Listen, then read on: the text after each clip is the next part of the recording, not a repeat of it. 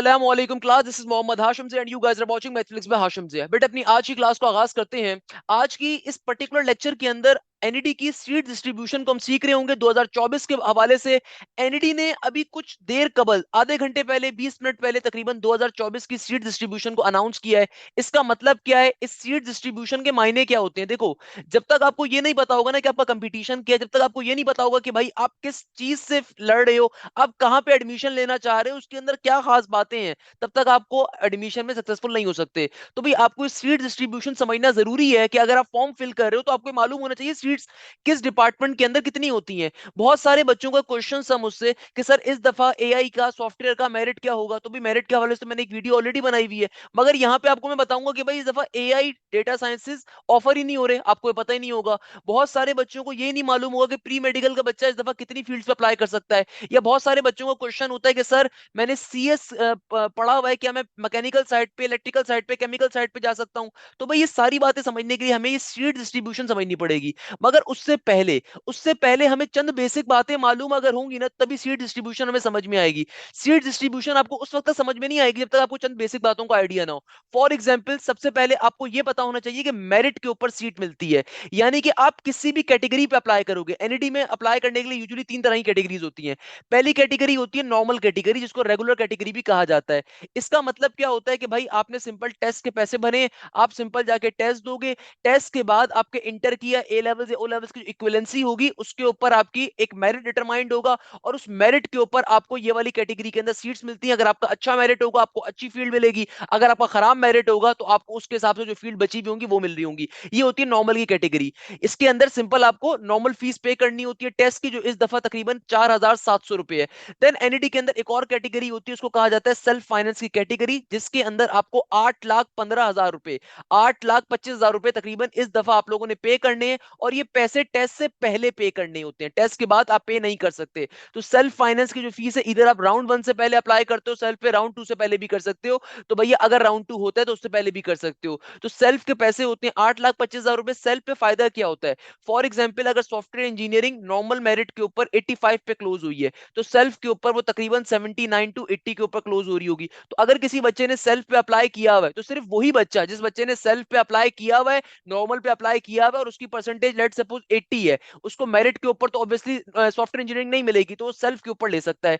Similarly self के बाद एक और कैटेगरी आती है हमारे पास, ये आती है स्पॉन्सर की। स्पॉन्सर का मतलब ये होता है कि भाई ये सेल्फ से भी ऊपर की सेल्फ फाइनेंस है, यानी कि स्पॉन्सर के ऊपर जो फीस है वो है 10,25,000। तो 10,25,000 रुपए का मतलब क्या है कि भाई अगर लेट सपोज सॉफ्टवेयर इंजीनियरिंग, एक मैं एग्जांपल दे रहा हूं, सॉफ्टवेयर इंजीनियरिंग मेरिट के ऊपर नॉर्मल कैटेगरी के ऊपर 85 पे क्लोज हुई है, तो सेल्फ के ऊपर 79 के ऊपर हो जाएगी, स्पॉन्सर के ऊपर फॉर एग्जांपल 76 पे क्लोज हो रही है, लेट सपोज स्पॉन्सर पे 76 पे हो रही है। तो भाई किसी बच्चे ने अगर नॉर्मल पे, सेल्फ पे, स्पॉन्सर पे किया हुआ था और उसकी परसेंटेज 77 थी, तो वो 77 के ऊपर अपने मेरिट के ऊपर सॉफ्टवेयर ले सकता है। नॉर्मल कैटेगरी वाला 80 पे भी नहीं ले सकता, क्योंकि अभी उसने सेल्फ स्पॉन्सर पे अप्लाई नहीं करा हुआ था।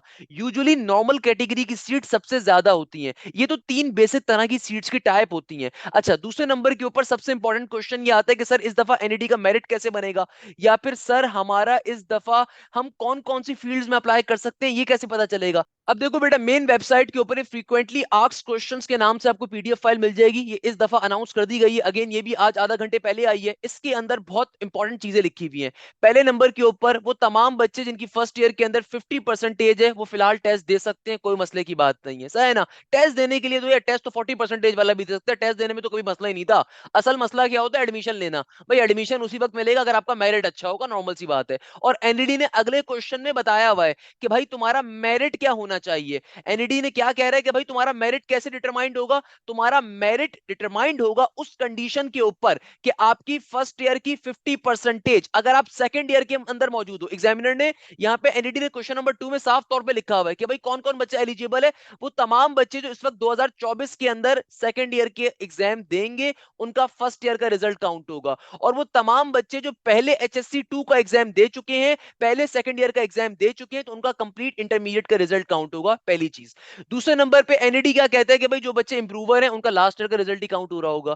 तीसरे नंबर के ऊपर एक इंपॉर्टेंट चीज ध्यान में रखिएगा, वो तमाम बच्चे जो अपना ग्रुप चेंज करवा रहे हैं, यानी कि फॉर एग्जाम्पल अगर वो बच्चे पहले प्री मेडिकल के थे और इस साल वो एडिशनल मैथ्स के एग्जाम में अपियर हो रहे हैं, हो रहे हैं, तो उस सूरत के अंदर भी वो प्री इंजीनियरिंग के स्टूडेंट कंसीडर होंगे। आप अपने प्री मेडिकल की बेसिस के ऊपर आपको एनईडी के प्री इंजीनियरिंग के अंदर एडमिशन मिलेगा, चूंकि आपने एचएससी पार्ट 2 कंप्लीट करा हुआ है प्री मेडिकल की बेसिस के ऊपर। तो आपने इस साल चूंकि एडमिशन लेना है, और इस साल आपने पर्टिकुलरली बोर्ड को अराजी अपनी बेची हुई है, एप्लीकेशन भेजी हुई है कि आप एडिशनल मैथ्स के पेपर में अपियर हो रहे हो, चूंकि एडिशनल मैथ्स का रिजल्ट बाद में आएगा, इसलिए आप on the basis of pre medical admission के लिए एलिजिबल हो। मगर ये चीज ध्यान में रखिएगा कि आपको फॉर्म फिल करते हुए अपने प्रीवियस ग्रुप के ऊपर लाजमी तौर पे मार्कशीट नंबर वगैरह प्रोवाइड करना है वहां पे। और सेकेंडली, आपको लाजमी तौर पे एनईडी विजिट करना है। एनईडी विजिट करने के बाद डीन ऑफ मैकेनिकल, जो कि डॉक्टर आमिर इकबाल साहब हैं, एक बड़े बेहतरीन इंसान, आपने उनके पास जाके एक एप्लीकेशन उनको देनी है।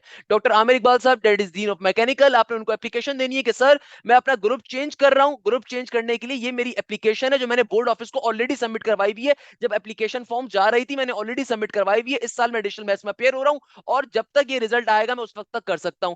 एक तरीकेकार तो ये है। अब एक तरीकेकार तो ये वाला है, मगर एक तरीकेकार और भी है कि भाई एनईडी ने और बड़े मजे का काम करा है, इस दफा प्री मेडिकल की सीट्स में मजीद इजाफा कर दिया। यानी कि वो बच्चे जो सिर्फ बायो पढ़ के बैठे हुए हैं, प्री मेडिकल पढ़ के बैठे हुए हैं, एनईडी ने उनको भी इस दफा एडमिशन देने का ऐलान किया है इंजीनियरिंग फील्ड्स के अंदर विदाउट एडिशनल मैथ एग्जाम। उसकी क्या कंडीशन है वो भी समझाता हूं, मगर सबसे पहले देखो मेरिट क्या होगा। इस दफा एनईडी ने कहा है कि भाई उसके मेरिट कैटेगरी का मेरिट निकालने का फॉर्मूला क्या है भाई, ये है 50% of first year numbers plus 50% of test. अच्छा, वो तमाम बच्चे जो ए लेवल्स के अंदर हैं, जिनके अभी A2 की मई जून सीरीज हो रही होगी, तो उनका ओ लेवल्स का रिजल्ट काउंट होगा।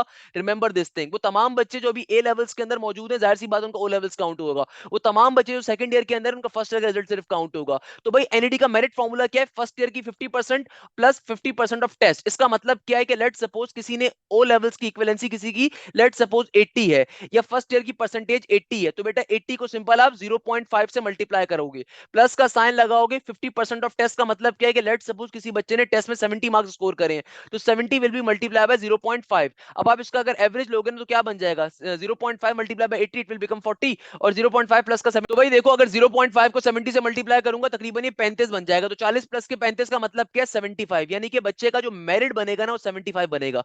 याद रखिएगा, आपको जितनी फील्ड्स मिलेंगी एनईडी के अंदर वो आपको मेरिट के ऊपर मिलेंगी। मेरिट क्या है, मेरिट का मतलब क्या है कि भाई आपने इस फॉर्मूले को फॉलो करना है। कि भाई ये फॉर्मूला क्या कहता है, ये फॉर्मूला कहता है कि भाई आपकी जो भी फर्स्ट ईयर की परसेंटेज है, जो भी ओ लेवल्स की इक्विवेलेंसी है, उसका 50% काउंट होगा और बाकी का 50% टेस्ट काउंट होगा। और अगर आपका सेकंड ईयर कंप्लीट हो चुका है, आपका ए लेवल्स कंप्लीट हो चुका है, तो उस सूरत के अंदर आपका सिंपल तरीके से सेकंड ईयर या ए लेवल्स की इक्विवेलेंसी काउंट हो रही होगी विद द टेस्ट। तो 50% आपका क्या है, एचएससी की परसेंटेज है, 50% आपके पास टेस्ट के नंबर है। तो मैंने आपको एक फॉर्मूले के ऊपर एक बेसिक एग्जांपल भी करके दिखा दिया। भाई ये सारी चीजें हम फास्ट की बैच के अंदर इसी तरीके से कैलकुलेटर के बगैर ही पढ़ा रहे होते हैं। तो बेटा अक्सर बच्चों का एक क्वेश्चन होता है कि सर मैं प्री मेडिकल के ऊपर हूं, मैं कौन सी फील्ड्स के एलिजिबल हूं, या सर मैं कॉमर्स का स्टूडेंट हूं, मैं कौन सी फील्ड्स के एलिजिबल हूं। तो भाई ये वाला जो सेक्शन है ना, ये बड़ा इंपॉर्टेंट सेक्शन है कि भाई वो तमाम स्टूडेंट जिन्होंने इंटर या ए लेवल्स करा हुआ है वो किन किन पर्टिकुलर फील्ड्स के लिए एलिजिबल होते हैं, जरा उनको समझ लेते हैं। भाई फॉर एग्जांपल सबसे पहले हमारे पास ग्रुप आ रहा है प्री इंजीनियरिंग का। भाई वो तमाम बच्चे जिन्होंने इंटर के अंदर या ए लेवल्स के अंदर मैथमेटिक्स, फिजिक्स और केमिस्ट्री के कोर्स पढ़े हैं, वो एनईडी के तमाम डिपार्टमेंट के लिए एलिजिबल है। वो तमाम बच्चे जिन्होंने इंटरमीडिएट या फिर उन्होंने ए लेवल्स किससे करा हुआ है, मैथमेटिक्स से, फिजिक्स से, केमिस्ट्री के सब्जेक्ट्स के साथ, यानी कि उन्होंने बेसिकली इंटरमीडिएट में प्री इंजीनियरिंग पढ़ी थी, वो तमाम स्टूडेंट्स एनईडी के तमाम प्रोग्राम्स के लिए एलिजिबल हैं। वो तमाम बीई के प्रोग्राम्स में भी अप्लाई कर सकते हैं, वो तमाम बीएस के प्रोग्राम में भी अप्लाई कर सकते हैं, सही है ना। अच्छा, एक चीज ध्यान में रखिएगा कि भाई वो तमाम बच्चे जो फर्स्ट ईयर की बेसिस पे अप्लाई कर रहे हैं, लेट सपोज किसी बच्चे की फर्स्ट ईयर के अंदर ये ए लेवल्स के अंदर इक्विवेलेंसी 57 है, मगर वो सेल्फ या स्पॉन्सर के ऊपर किसी भी तरीके से एनईडी के अंदर एडमिशन हासिल कर लेते हैं किसी बीई की फील्ड के अंदर, तो याद रखिएगा जब सेकंड ईयर का रिजल्ट आएगा तो एक कंपलसरी है कि उसकी परसेंटेज 60 होनी चाहिए, क्योंकि बेटा पाकिस्तान इंजीनियरिंग काउंसिल की ये लाजमी रिक्वायरमेंट है, और एनईडी पाकिस्तान इंजीनियरिंग काउंसिल के तमाम मेयारों को पूरा करती है।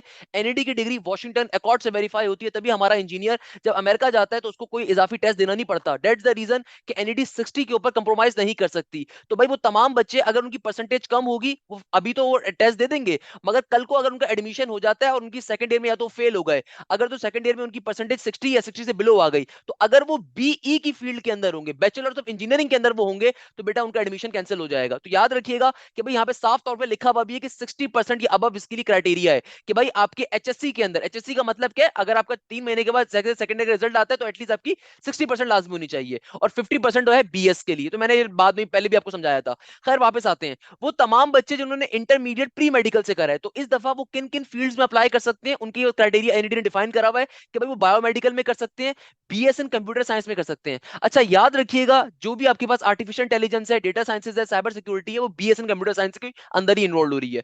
आगे बीएस आर्किटेक्चर है, तो बीएस आर्किटेक्चर में भी कर सकते हैं, पहले नहीं था अब आगे ये भी। और इसके अलावा दूसरे बीएस प्रोग्राम्स के लिए एलिजिबल है एक्सेप्ट कंप्यूटेशनल फाइनेंस। क्या कह रहा है एग्जाम ने, देखो अब आपसे एनईडी बड़े मजे की एक बात कर रहा है। एनईडी कह रहा है कि यार वो तमाम बच्चे जिन्होंने प्री मेडिकल से जो है ना अपना इंटरमीडिएट या फिर उन्होंने अपना ए लेवल दिया है, वो इन सर्टेन फील्ड्स के लिए डायरेक्टली क्वालिफाई करते हैं। यानी कि उनके टेस्ट के सब्जेक्ट्स क्या होंगे, उनके टेस्ट के अंदर फिजिक्स आएगी, केमिस्ट्री आएगी, आगे आपके पास क्या आएगी, इंग्लिश आएगी और बायोलॉजी आएगी। भाई वो तमाम बच्चे जो एनईडी में डायरेक्टली एडमिशन लेने के ख्वाह हैं, तो वो इन तमाम फील्ड्स के लिए एलिजिबल हैं। मगर आगे एनईडी ने एक बड़े मजे की बात करी है जो कभी पहले नहीं हुआ था। आपको पता है एनईडी ने इंजीनियरिंग प्रोग्राम्स के अंदर भी प्री मेडिकल के बच्चों को एडमिशन देने की बात कर दी।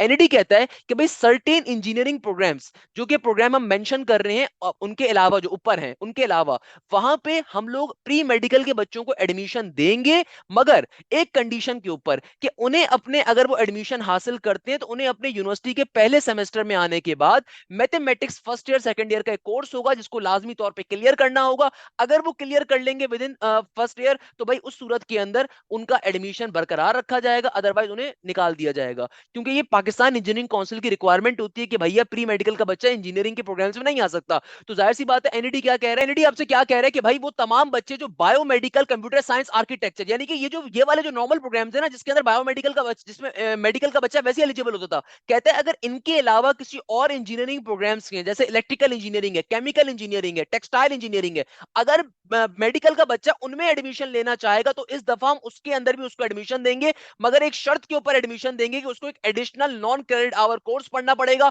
और वो additional non credit hour course mathematics का होगा। अगर वो क्लियर कर लेगा, पहले सेमेस्टर के अंदर होगा, सैटरडे संडे उसकी क्लासेस होती हैं, वैसे आपको पहले बता देता हूं मैं, अगर वो बच्चा क्लियर कर लेगा तो उस सूरत के अंदर वो उसका एडमिशन बरकरार रखा जाएगा और वो इजीली अपनी यहाँ पे इंजीनियरिंग कंटिन्यू करेगा और वो बाकायदा इंजीनियर बन जाएगा। तो ये चीज एनईडी ने पहली दफा करी है, इससे पहले, आज से पहले ये वाला काम नहीं होता था। आज से पहले जो प्री मेडिकल का बच्चा होता था वो सिर्फ बायोमेडिकल के ऊपर, कंप्यूटर साइंस के ऊपर, आर्किटेक्चर में अप्लाई करता था। अच्छा याद रखिए, अच्छा एक चीज ध्यान में रखिएगा बेटा, अगर आप एनईडी का टेस्ट दे रहे हैं तो एनईडी का टेस्ट हमेशा आपके इंटरमीडिएट बैकग्राउंड से आता है। फॉर एग्जांपल अगर आपने इंटर में या ए लेवल्स में प्री इंजीनियरिंग पढ़ी थी तो आपके टेस्ट के सब्जेक्ट्स होंगे फिजिक्स, मैथ्स, केमिस्ट्री और इंग्लिश। अब फॉर एग्जांपल अगर आपने इंटर या ए लेवल्स के अंदर, सिमिलरली बेटा देखो, अगर आपने इंटर के अंदर प्री मेडिकल या फिर ए लेवल्स के अंदर प्री मेडिकल रखी थी तो उस सूरत के अंदर आपका जो एनईडी का टेस्ट आएगा उसके अंदर फिजिक्स होगी, केमिस्ट्री होगी, साथ ही आपकी इंग्लिश होगी और साथ ही आपकी बायोलॉजी होगी।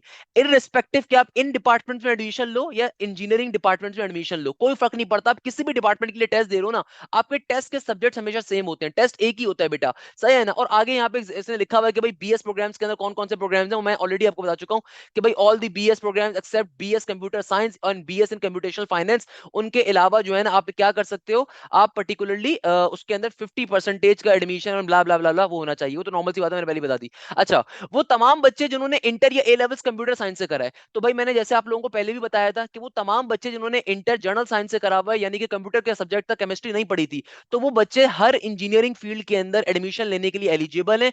मगर ये चीज जहन में रखिएगा, अगर आप प्योर इंजीनियरिंग वाली साइड के ऊपर जाओगे देन अगेन आपको भी केमिस्ट्री का एडिशनल कोर्स पढ़ना पड़ेगा। अब बच्चा क्या करता है, बच्चा भैया हमारे पास यहाँ पे इंटर या ए लेवल्स में आके केमिस्ट्री से भागता है, केमिस्ट्री को छोड़ देता है कि भाई केमिस्ट्री नहीं पढ़ रहा, और कल को जब यूनिवर्सिटी की बारी आती है तो यूनिवर्सिटी के अंदर कहता है कि मुझे इलेक्ट्रिकल इंजीनियरिंग चाहिए, मुझे तो सर केमिकल चाहिए, मुझे तो आईएम चाहिए, तो भाई वहां पे अगर जाना है तो फिर केमिस्ट्री का एडिशनल कोर्स एनईडी खुद ऑफर करेगा, आपको टेस्ट के लिए नहीं पढ़ना। आपका जब एनईडी में एडमिशन हो जाएगा ना तब आपको पढ़ना होगा। सिमिलरली बेटा वो तमाम बच्चे जो प्री मेडिकल बैकग्राउंड के ऊपर हैं, भाई आपको मैथ्स अभी नहीं पढ़नी, ये ध्यान में रखिएगा। ये मैथ्स जब आपका एनईडी में एडमिशन हो जाएगा ना, एनईडी खुद आपको पढ़ाएगी, उसकी एक अलग से एनईडी फीस चार्ज करेगी आपसे, उस कोर्स की फीस होगी कोई ना कोई ऑब्वियसली, मगर आपको एनईडी एडमिशन देगी इंजीनियरिंग फील्ड्स के अंदर। सिमिलरली वो तमाम बच्चे जो सीएस से बिलोंग करते हैं, तो एनईडी कहता है कि भाई वो तमाम बच्चे सिर्फ इन फील्ड्स के ऊपर डायरेक्टली एलिजिबल हैं, यानी कि इलेक्ट्रॉनिक्स हो गई, टेलीकम्युनिकेशन हो गई और कंप्यूटर की जितनी फील्ड्स हैं वो हो गई, डेवलपमेंट स्टडीज हो गई, इंग्लिश लिंग्विस्टिक हो गई, कंप्यूटेशनल फाइनेंस हो गई, इकोनॉमिक एंड फाइनेंस हो गई, टेक्सटाइल साइंसेज हो गई, बैचलर ऑफ आर्किटेक्चर हो गया, और इस तरह के जो कोर्स है ना उसके अंदर उन्हें केमिस्ट्री का कोर्स नहीं नहीं पढ़ना। मगर बाकी कोई भी फील्ड अगर कोई कंप्यूटर साइंस का बच्चा लेगा तो उसको फिर केमिस्ट्री का कोर्स एडिशनली पढ़ना पड़ेगा। ये पाकिस्तान इंजीनियरिंग काउंसिल की रिक्वायरमेंट है, रिमेंबर दिस थिंग। और एनईडी पीईसी से कभी इनहराफ नहीं कर सकता। तो यहाँ पे सिंपल तरीके से लिखा हुआ भी 60% इसमें चाहिए, 50% इसमें चाहिए। मैं सारी बातें आपको इसलिए बता रहा हूँ ताकि आपको भी फील्ड जब मैं समझाऊंगा ना वो क्लियर होंगी। सही है ना बेटा? तो मैं जल्दी से अगर गो थ्रू करवाऊं कि भाई वो बच्चा जिसने इंटरमीडिएट ए लेवल प्री इंजीनियरिंग से करा हुआ है वो हर फील्ड के लिए एलिजिबल है, वो बादशाह सलामत है। याद रखिएगा इंजीनियरिंग फील्ड्स के लिए आपकी परसेंटेज और इक्विवेलेंसी 60 या 60 प्लस होनी चाहिए, और बीएस प्रोग्राम के लिए 50 या 50 प्लस होनी चाहिए। मगर कंप्यूटर साइंस जो बीएस है ना उसके लिए एटलीस्ट 60 ही होनी चाहिए। सही है।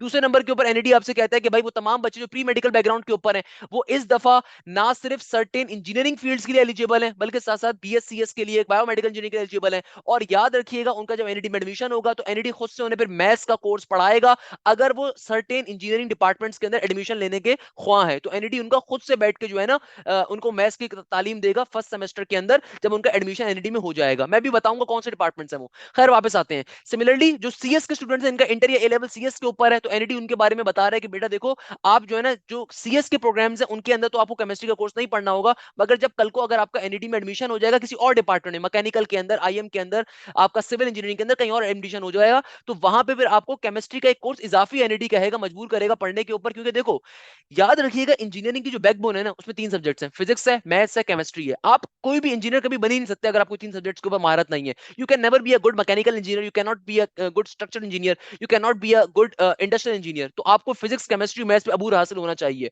अच्छा, आगे अगेन वही मेन बात कर रहे हैं। अच्छा, वो तमाम बच्चे जिन्होंने फिजिक्स नहीं पढ़ी होती ना, स्टैट्स पढ़ी होती है, तो वो किसी भी इंजीनियरिंग फील्ड्स के एलिजिबल नहीं होते और ना ही एनईडी उनको फिजिक्स का एडिशनल कोर्स पढ़ाएगा। उसके पीछे रीजन ये कि बेटा physics is something really tough, तो वो कभी भी नहीं पढ़ाते। इक्विवेलेंट यानी कि वो तमाम बच्चे जिन्होंने फिजिक्स की जगह स्टैट्स पढ़ा था, यानी कि उनके कोर्स थे मैथ्स का सब्जेक्ट था उनके कोर्स के अंदर, उनके कोर्स में स्टैट्स थी, उनके कोर्स के अंदर कंप्यूटर साइंस थी। तो ऐसे बच्चे किसी भी इंजीनियरिंग प्रोग्राम के लिए एलिजिबल नहीं है, वो बीएस कंप्यूटर साइंस के लिए एलिजिबल है, BS development studies, management sciences, English linguistic, economic and finance and computational finance, इनके लिए एलिजिबल होंगे सिर्फ।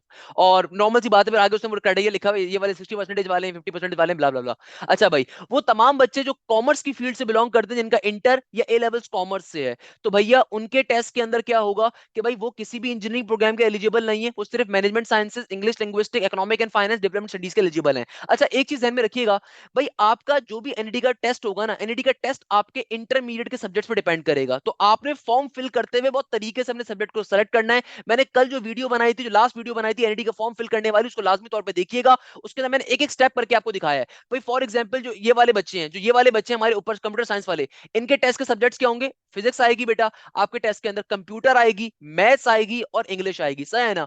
वो तमाम बच्चे जो कंप्यूटर साइंस इक्विवेलेंट दे रहे हैं यानी कि स्टैट्स के हैं, तो उनके टेस्ट में स्टैट्स आएगी, कंप्यूटर आएगी, मैथ्स आएगी और इंग्लिश का पोर्शन आएगा। जो कॉमर्स का बच्चा होता है ना बेटा, इनके सब्जेक्ट्स क्या होते हैं? इनके सब्जेक्ट्स होते हैं बिजनेस मैथ्स होती है, इंग्लिश होती है, आपके पास अकाउंट्स एंड स्टैट्स होती है और चौथे नंबर के ऊपर इकोनॉमिक्स होती है। ये चार सब्जेक्ट्स आपका पोर्शन आता है। अगर आप मेरी स्टडी मटेरियल ड्राइव जाओगे, डिस्क्रिप्शन में लिंक डाल दूंगा, एनईडी के तमाम पास पेपर्स अवेलेबल हैं। मैंने ऐसे ऐसे चरिए लोग देखे जो बैठ के एनईडी के पेपर्स को पीडीएफ फाइल को बेच रहे हैं। तो भाई आपने पीडीएफ फाइल्स कोई खरीदनी नहीं है, सारे के सारी मैंने पीडीएफ फाइल डाली हुई डिस्क्रिप्शन के अंदर, फ्री ऑफ कॉस्ट है। मुझे कोई जरूरत नहीं पैसों की, भाई मैंने फ्री ऑफ कॉस्ट डाले हुए हैं। खुदारा उनको बड़ी मेहनत मैंने करी है। 2008 से लेके जितने आज तक के पेपर हैं, 2004 से लेके आज तक के जितने पेपर हैं सारे मैंने अपलोड करे हुए। पिछले 4-5 साल से मैंने उस ड्राइव को बहुत मेहनत से बनाया हुआ है। तमाम कंप्यूटराइज्ड पेपर उसमें अवेलेबल हैं, कॉमर्स के पेपर्स भी अवेलेबल हैं बेटा, खरीद खरीद के लोगों से डाले उसके अंदर मैंने। सही है ना? उसको चेक कर लीजिएगा। अच्छा, सिमिलरली जो बच्चे आर्ट्स के स्टूडेंट्स होते हैं, तो भाई आर्ट्स के जो आपके सब्जेक्ट्स होते हैं ना, जो नॉर्मल आपके इंटर के सब्जेक्ट्स होंगे, आप सिर्फ इंटर के 10 ईयर्स को कवर अप कर लो तो आपका आराम से एनईडी का टेस्ट निकल जाएगा, मसले की बात नहीं है। अगेन इंग्लिश होगी, आपकी बेसिक मैथ्स होती है और आपके आर्ट्स के सब्जेक्ट्स होते हैं, होम इकोनॉमिक्स होता है मेरे ख्याल में, एक दूसरे सब्जेक्ट्स होते हैं, उनमें आप एलिजिबल हो। और आप किन फील्ड्स में अप्लाई कर सकते हो? आप सिर्फ इन फील्ड्स में अप्लाई कर सकते हो। जो कॉमर्स का बच्चा है वो सिर्फ इन फील्ड्स में अप्लाई कर सकता है, जो कंप्यूटर साइंस और स्टैट्स वाला बच्चा इन फील्ड्स में अप्लाई कर सकता है। देखो ये सारी बातें मैं इसलिए पढ़ा रहा हूं ताकि आप अभी ऊपर जाके कंफ्यूज ना हो जाओ। अच्छा भाई, अब एनईडी ने डीए के लिए बताया। भाई एक क्वेश्चन जो मेरे पास अक्सर आता है, सर डीए क्या मेरा अभी थर्ड ईयर का रिजल्ट नहीं आया, मैं अप्लाई कर सकता हूं? नहीं, आपका थर्ड ईयर का रिजल्ट डीए का लाजमी तौर पे अगर आया हुआ होगा उसी सूरत के अंदर आप एनईडी में अप्लाई कर सकते हो। और ये वो तमाम डिपार्टमेंट्स हैं जिसके अंदर एनईडी आपको एडमिशन ऑफर करेगा: petroleum, mechanical, electrical, telecommunication, electronics, chemical, metallurgy, civil engineering. या टीआईएस का मतलब क्या होता है? ये थर इंस्टीट्यूट है। एनईडी के टोटल पाकिस्तान में 4 कैंपसेस हैं, फंक्शनल हैं। एक कैंपस इनका मेन कैंपस है जो गुलशन के अंदर है, जो इनका यूनिवर्सिटी रोड के ऊपर है। सही है? उसके अंदर सारी फील्ड तकरीबन उसके अंदर है। एक और कैंपस एनईडी का है, एलिजे कैंपस, और ये आपके पास आता है यहाँ पे बायोमेडिकल इंजीनियरिंग इस कैंपस के अंदर है। ये केएसबीएल यूनिवर्सिटी के बिल्कुल साथ बना हुआ है, लियाकत नेशनल यूनिवर्सिटी, लियाकत जो हॉस्पिटल है ना, इसके बिल्कुल अपोजिट है। इसका अलावा एनईडी का एक और कैंपस है, ये ओल्ड कैंपस कहलाता है। यहां से एनईडी की बुनियाद पड़ी थी 1922 के अंदर। नादिर शाह इडलशो डिनशो पाशा साहब ने एनईडी की बुनियाद डाली थी, और ये ओल्ड कैंपस है। और ये डीजे साइंस कॉलेज की बैक साइड के ऊपर है। Since I am also DJerian, so I always love to tell this particular place. तो ये ओल्ड कैंपस एनईडी का, यहाँ पे आर्किटेक्चर और डेवलपमेंट स्टडीज है। बाकी तमाम जो फील्ड्स हैं वो एनईडी के मेन कैंपस के अंदर है। अच्छा, एनईडी का एक कैंपस और है, और ये कैंपस है TIEST कैंपस। ये कहलाता है थर institute of engineering and technology. ये एनईडी के अंदर कैंपस है, और इस कैंपस के अंदर सिविल इंजीनियरिंग और कंप्यूटर की फील्ड्स अवेलेबल है। तो एनईडी कह रहे हैं कि भाई डीआई का जो बच्चा है ना, उसको सिविल और जो कंप्यूटर साइंस मिलेगी वो थर पे मिल रही होगी। और ये देखो, जो मैंने आपको मेरिट फॉर्मूला बताया, तो मेरिट फॉर्मूला यहाँ पे लिखा हुआ है। सर तमाम बातें यहाँ पे लिखी हुई कि नॉन क्रेडिट कोर्स जो मैंने लेना है वो कैसे लेना है, क्या करना है। तो भाई इसमें तमाम एक एक बात आपको यहाँ पे पर्टिकुलरली डिफाइन करी हुई है। देखो, इसको वहां से आप नेट से सर्च करके पढ़ लीजिएगा। इसमें सारी बातें लिखी हुई, जितनी बातें मैंने आपको बताई हैं, सारी की सारी बातें लिखी हुई हैं। बेसिक बाकी जुमले वो साथ साथ मैं आपको ऑलरेडी बताता जाता हूँ माशाल्लाह से, तो वो उतना हमें तजुर्बा वैसे ही होता है। अच्छा, दूसरे नंबर के ऊपर एनईडी ने अनाउंस करा कि एनईडी के दो पर्टिकुलर टेस्ट होंगे। पहले टेस्ट की फीस 4700 है, और दूसरे टेस्ट की फीस 3000 रुपए होगी। ऐसा नहीं है भाई एक ही साथ दो टेस्ट आप दे दो, यानी कि पहला टेस्ट जो हो रहा है ये मई के स्टार्ट के अंदर मोस्ट प्रोबेबली होगा, और दूसरा टेस्ट आपके पास जून के अंदर होगा। अगेन टेस्ट की कोई डेट नहीं आई है। एनईडी ने कहा है कि भाई टेस्ट की डेट आपको वेबसाइट के ऊपर पता चलेगी, जब वेबसाइट के ऊपर ये बताएंगे। तो अभी इन्होंने टेस्ट की डेट अनाउंस नहीं करी है, मगर इन्होंने साफ तौर पे कह दिया कि एनईडी की दफा सिर्फ दो टेस्ट होंगे, सिर्फ दो टेस्ट होंगे। जो बच्चे कह रहे थे तीन टेस्ट होंगे, तीन टेस्ट वाली चीज गलत है। पहले टेस्ट की फीस 4700 होगी, दूसरे टेस्ट की फीस 3000 रुपए होगी। ये चीज जहन में रखिएगा कि बेटा best of two score count होगा, तो आपने लाजमी तौर के ऊपर कोशिश करनी है कि भाई आप अपनी तरफ से बेस्ट दो दोनों राउंड्स के अंदर। अगर आप किसी टेस्ट के अंदर कम नंबर भी स्कोर करते हो, कोई मसले की बात नहीं है, मगर आपने दोनों टेस्टों में अपेयर होना है। अच्छा भाई, बाकी यहाँ पे सिंपल एडमिशन शेड्यूल के बारे में लिखा हुआ है, उसके बारे में मैंने एडमिशन गाइडेंस वगैरह ऑलरेडी आपको दे दी थी कि इस दफा जो फीस होगी तमाम इंजीनियरिंग प्रोग्राम्स के 90,000 है, आर्किटेक्चर की 92 है, BSCS मेन कैंपस में 1 लाख रुपए है, BSCS and civil third campus में 90,000 रुपए, सो ये सारी बातें यहाँ से पढ़ सकते हैं। मतलब मैंने तमाम बातें आप लोगों को ऑलरेडी बताई भी हैं। अच्छा, तो बेटा ये सारी बातें हम लोगों ने डिस्कस कर ली कि इस दफा एनईडी कितनी फीस चार्ज कर रहा है। मैंने आपको सारी बातें बता दी है कि भाई हमने तमाम चीजें मैंने आपको बता दी हैं कि भाई इस दफा ये तमाम बेसिक FAQs हैं, आप एनईडी की मेन वेबसाइट के ऊपर जाके पढ़ सकते हो। सेल्फ फाइनेंस की फीस क्या है, फॉरेन स्टूडेंट की फीस क्या है, सेल्फ फाइनेंस स्पॉन्सर की मैंने लास्ट क्लास में बताया था आपको, जो लास्ट मैंने एनईडी का फॉर्म फिल करते हुए बताई थी, मैंने वो भी बताई थी। अच्छा, एक क्वेश्चन अक्सर बच्चों के जहनों में गलत होता है, मैं उसको क्लियर कर देता हूं कि अक्सर बच्चे समझते हैं कि सर क्या सेल्फ फाइनेंस की फीस के अंदर मेरी एडमिशन फीस भी शामिल होगी। नहीं मेरा बेटा, ऐसा कोई मजाक नहीं हो रहा।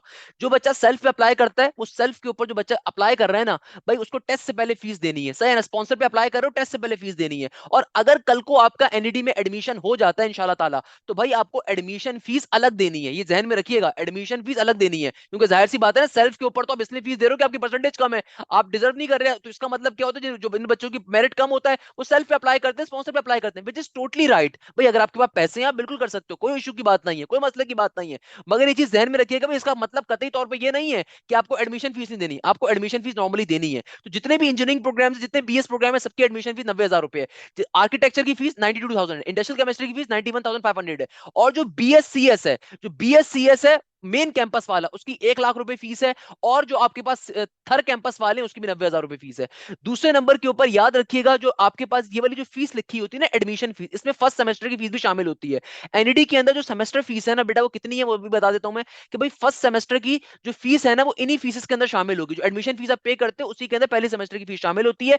दूसरे नंबर के ऊपर एक और चीज जहन में रखिएगा याद, कि भाई जितनी भी BE की फील्ड्स होती हैं, इनके अंदर आपके पास जो एक सेमेस्टर की फीस होती है यूजुअली वो 40,000 रुपए होती है इस साल से, है ना। और BS के जितने सेमेस्टर्स होते हैं, BS की जितनी फीसेस होती हैं, वो तकरीबन आपके पास 45 के अराउंड होती है पर सेमेस्टर फीस, है ना। तो ये जहन में दो एग्रीगेट रखिएगा आप। ये तकरीबन इससे आगे पीछे थोड़ी फीस होती रहती है, मगर इतना आप आराम से रख सकते हैं, कोई मसले की बात नहीं है। सही है ना? तो ये एक बड़ी आसान सी बात है। सेकेंडली, सेल्फ फाइनेंस की फीस पे कैसे करनी है? भाई सेल्फ फाइनेंस की फीस आपने सिंपल तरीके से पे करनी है। साथ ही मैंने बताया था कि सेल्फ फाइनेंस की फीस पे कैसे करनी है, मैंने वो चीज आपको ऑलरेडी लास्ट क्लास में बता दी कि भाई डायरेक्टर ऑफ फाइनेंस एनईडी के नाम के ऊपर फीस का चालान बनता है, और आप पर्टिकुलरली जब उसको डाउनलोड करोगे ना फॉर्म फिल करते हुए चालान को, तो मैंने आपको फॉर्म फिल करने का तरीका बताया, तो उसमें सेल्फ स्पॉन्सर की चीज भी मैंने आपको बताई थी। तो उसमें फीस लग कर आएगी, तो फीस आपको पे करनी होगी। और सेकेंडली, अगर आप एडमिशन रेगुलर कैटेगरी के ऊपर लेते हो, एडमिशन अगर आप मेरिट कैटेगरी के ऊपर लेते हो, तो आपको आपकी सेल्फ की और स्पॉन्सर की फीस वापस हो जाएगी।